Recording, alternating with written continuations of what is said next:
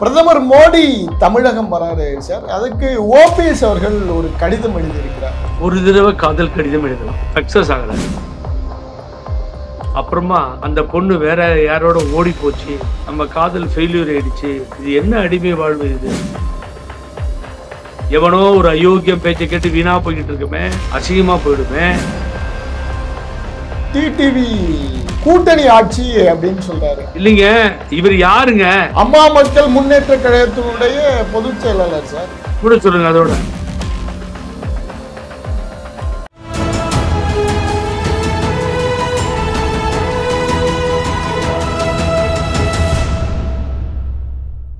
தமிழ் நிறம் நேயர்களுக்கு அன்பு வணக்கம். மீண்டும் உங்களை சந்திப்பதில் மிகுந்த மகிழ்ச்சி. இன்றைக்கு நம்மிடையே அதிமுக ஒருங்கிணைப்பு குழுவில் இருந்து திரு புகழேந்தி அவர்கள் நம்மோடு இணைந்திருக்கிறார். வாருங்கள் நேயர்களை சாட்ட பேசலாம். வணக்கம் சார்.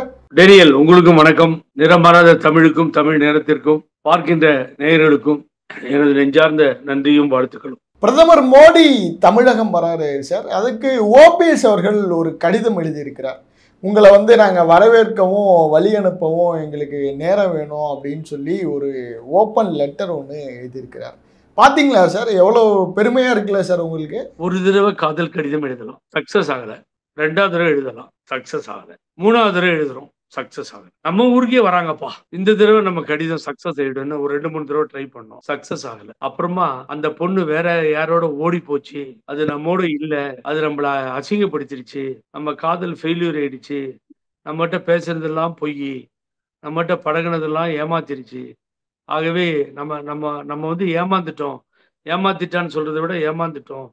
ஆகவே அது நமக்கு ஆகாத பையனோட சேர்ந்து ஓடிடுச்சு. அதெல்லாம் தெரிஞ்ச பின்னாடியும் கடிதம் எழுதுனா இது ஏதாவது உங்களுக்கு புரியுதா? இது என்ன அடிமை வாழ்வு இது? நான் நேத்தி சொன்னேன், எங்க அண்ணன் மேல மரியாதை இருக்கிறதுல ஓபிஎஸ் மேல இதுதான் கடைசி மடல் கடிதம்.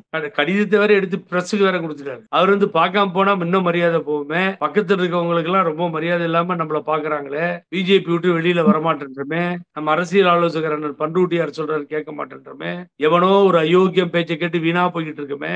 ஆகவே இப்படி போறமே, இப்ப இன்னமும் கடிதம் எழுதி நம்மள பார்க்காம போயிட்டா அசிங்கமா போயிடுமே. இதையும் மீறி கொஞ்ச நாள் கழிச்சு தேசிய ஜனநாயக கூட்டணியில் ஓபிஎஸ்க்கு சம்பந்தம் இல்லைன்னு அறிக்கை விட்டாங்கன்னா எங்க போய் நிக்க முடியும்? அனாதையாண்டமோ இதையெல்லாம் அவர் தாங்க யோசனை பண்ணணும். எவ்வளவு அவமானப்படுத்த முடியுமோ, அசிங்கப்படுத்த முடியுமோ அத்தனையும் செய்து கொண்டுதானே இருக்கிறார்கள். ஆகவே அங்க போய் மறுபடியும் அப்பாயின்மெண்ட் கேட்டு எழுதுறீங்க. 2ல ஒரு முடிவுக்கு வாங்க. உங்களுடைய நேர் எதிரி தொடர்ந்து போராடுற டெல்லி உயர் நீதிமன்றம், இங்கே உயர் நீதிமன்றம், தினமும் இவருடைய தெளிவில்லா பாதையை பிஜேபியினுடைய கூட்டணி எதிர்த்து புகழேந்தி பேசிக் கொண்டிருக்கிறேன். சூரியமூர்த்தி போன்றவங்க எல்லாம் வழக்கு தொடர்ந்து அலைந்து கொண்டிருக்கிறார். பேசிக்கிட்டு இருக்கேன். நான் என்ன சொல்றேன், அப்போ நீங்க எல்லாத்தையும் விட்டுட்டு எப்படியாவது மோடிக்கிட்ட போகணும்னா உங்களுடைய எதிரி சொல்றாரு தேசிய ஜனநாயக கூட்டணியில நீங்க இல்ல இருக்காங்களான்னு கேட்கிறாரு. ரொம்ப கேவலமா இல்ல? அவருக்கு அப்பாயின்மெண்ட் வர கொடுத்துட்டாங்களாம். அப்புறம் நீங்க போய் தொத்திக்க பாக்குறீங்க, ஓடுற பஸ்ல ஏற பாக்குறீங்க. ஆகவே காதல் இனி மலராது என்பது எனது கருத்து. காதல் மலரும் என்று அவர் நினைப்பாரே, ஆனால் அது அவரின் கருத்து. கடைசி கடிதமாக நினைத்துக் கொண்டு இதோடு முடித்துக் கொண்டு விட்டார். எஞ்சி மிஞ்சி இருப்பவர்கள் உடன் இருப்பார்கள். இல்லையே என் அண்ணன் ஓபிஎஸோடு ஒருவரும் பயணம் செய்ய தயாராக மாட்டார்கள். ஆகவே என்னென்ன கஷ்டம், அவர் என்ன வேணா நினைக்கிட்டோம். ஒரு முன்னாள் முதலமைச்சர் 10 முறை பட்ஜெட்டை சமர்ப்பித்தவர், அம்மாவால் போற்றி புகழப்பட்டவர், ஜல்லிக்கட்டை கொண்டு வந்தவர், இப்படியெல்லாம் சொன்னோம்னா, அவர் தலைமையை ஏற்றுக்கொண்டிருந்தோம்னா, நான் ஜேசிடி பிரபாகரன், மிஸ்டர் கூபா கிருஷ்ணன் முன்னாள் இப்படி எல்லாம் இருந்தோம். முன்னாள் எம்எல்ஏ ஜேசிடி பிரபாகரன், பல மாவட்ட செயலாளர்கள், பல அமைப்பு செயலாளர்கள், இன்னமும் என்ன செய்வது என்று தடுமாறி கொண்டிருக்கின்ற லட்சக்கணக்கான தொண்டர்கள் சவுத்தும் சேர்ந்து, ஐயோ எங்க அண்ணனை ஓபிஎஸ் இப்படி கேவலப்படுத்துறாங்களே, அவமானப்படுத்துறாங்களே, அசிங்கப்படுத்துறாங்களே, எங்கடா போகுதுன்னு தலையை முட்டி கொண்டிருக்கின்றார்களே, அவர்கள் சார்பாக உங்களுக்கு சொல்லுகிறேன், இதுவே கடைசி கடிதமாக இருக்கட்டும். வெளியிலே வாருங்கள், அதற்கு பின்னால் அரசியல் பயணத்தை தொடங்குங்கள். எடப்பாடி பழனிசாமியினுடைய போலித்தனமான அரசியலுக்கு முற்றுப்புள்ளி வைப்போம். இதுதான் பண்ண முடியுமே தவிர மறுபடியும் கடிதம் எழுதிக்கிட்டே இருந்தா. சார், எடப்பாடி கிட்ட ஓபிஎஸ் டிடிவி அப்படின்னா கூட டிடிவியை கூட ஏதோ சாஃப்டா பெடல் பண்ற மாதிரி இருக்கு. ஓபிஎஸ்னா அதெல்லாம் கதைக்கே ஆவாதுங்கிறாரே சார் எடப்பாடி.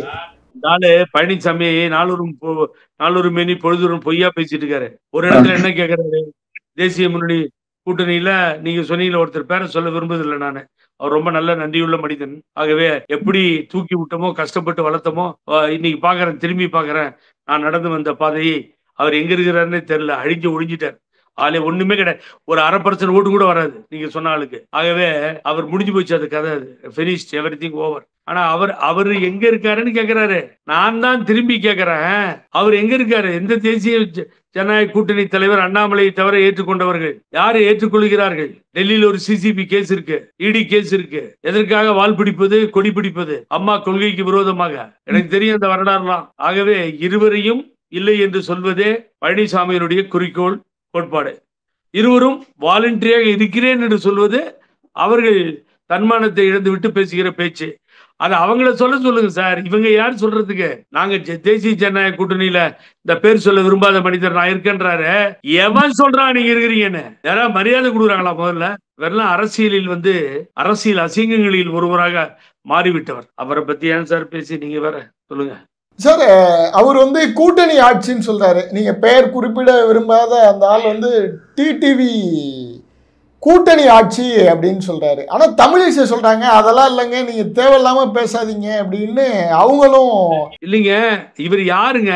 அம்மா மக்கள் முன்னேற்ற கழகத்தினுடைய பொதுச் செயலாளர் சார். அதோட மூடிட்டு இருக்கு சொல்லுங்க, மூட சொல்லுங்க. அதோட தேசிய முன்னணியில் உனக்கு என்ன வேலை? நீ என்ன சொல்றது? உனக்கு சொல்லுதா? இல்ல அமித்ஷா வரும்பொழுது கூப்பிடுங்க இவர ஒரு 5 நிமிஷம் பாக்கணும்னு அமித்ஷா கூப்பிட்டு பாக்குறாரா? நிதியமைச்சர் வரும்போது ஐயாவை கூப்பிடுங்க கொஞ்சம் ஐடியா கேட்கணும் அப்படின்னு கூப்பிடுறாங்களா? இங்க இருக்க பிஜேபி தலைவர் யாராவது தப்பி தவறி இவர் பேரை சொல்றாங்களா? போய் சொல்லிட்டு இந்து முன்னணி மாநாட்டுக்காவது உன்னை கூப்பிட்டாங்களா? RSS கூட்டத்துக்காக உங்களை கூப்பிடுறாங்களா?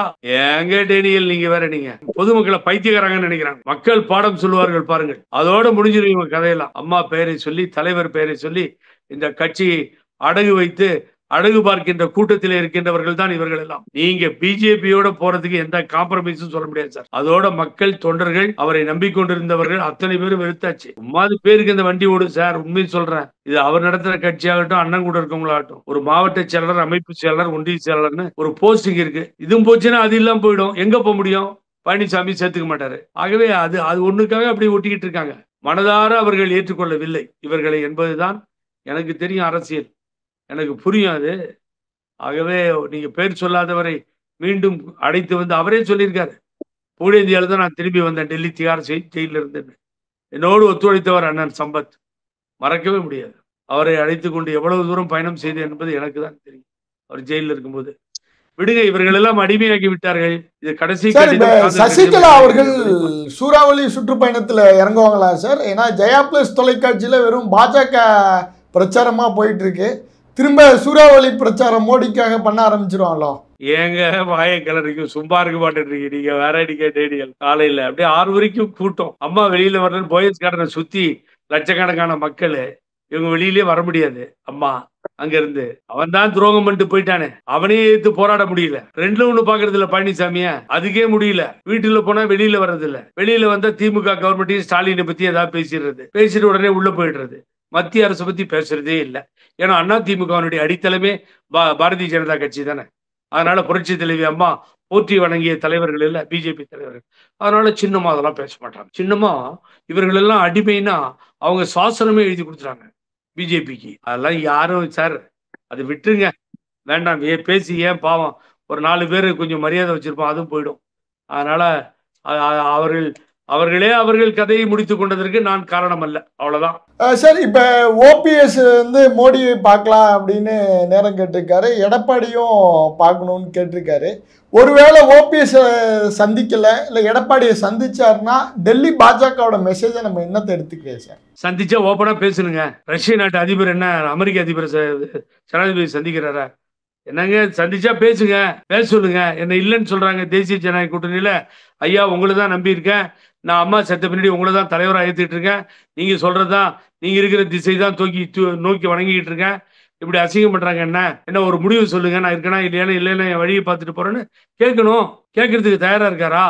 இல்ல விமான நிலையத்தில் இறங்கின உடனே 2 பேர்த்தையும் நிக்க வச்சு அந்த தெப்பக்காடுல வனவிலங்கு ஃபாரஸ்ட்ல போனப்போ அந்த யானையை போய் பார்க்க போனார மோடி, அது மாதிரி இப்படி டாட்டா காமிச்சிட்டு போயிடுவாரா? தெரியாது என்ன நடக்க போகுதுன்னு. ஆகவே எடப்பாடியை மாத்திரம் பார்த்துட்டு இவரை ஒதுக்கிடுவாரா எனக்கு தெரியல. இதெல்லாம் என்ன நடக்க போகுதுன்னு ஜோசியம் சொல்ல முடியாது. ஆகவே நடந்த பின்னாடி நம்ம 2 பேரும் உட்காந்து பேசுவோம். நடந்த பின்னாடியும், பார்க்காத பின்னாடியும், டாட்டா சொல்லாத பின்னாடியும், மறுபடியும் நான் பிஜேபியில் இருக்கேன்னு சொன்னார்னா அது ஓபிஎஸ் அண்ணனோட இருக்கவங்க தான் முடிவு பண்ணும். அதையும் நம்ம சொல்லக்கூடாது. கண்டிப்பா சார். அவங்க தான் உங்களுடைய டிக்கெட் இவ்வளவு பிஸியான ஷெட்யூலையும் உங்களுடைய நேரத்தையும் இந்த வாய்ப்பு இருக்கும். நெஞ்சார்ந்த நன்றிகள் சார். வணக்கம் டேனியல். பார்க்கின்ற நேயர்களுக்கு நெஞ்சார்ந்த நன்றி. தமிழ் நேரத்திற்கும் நன்றி.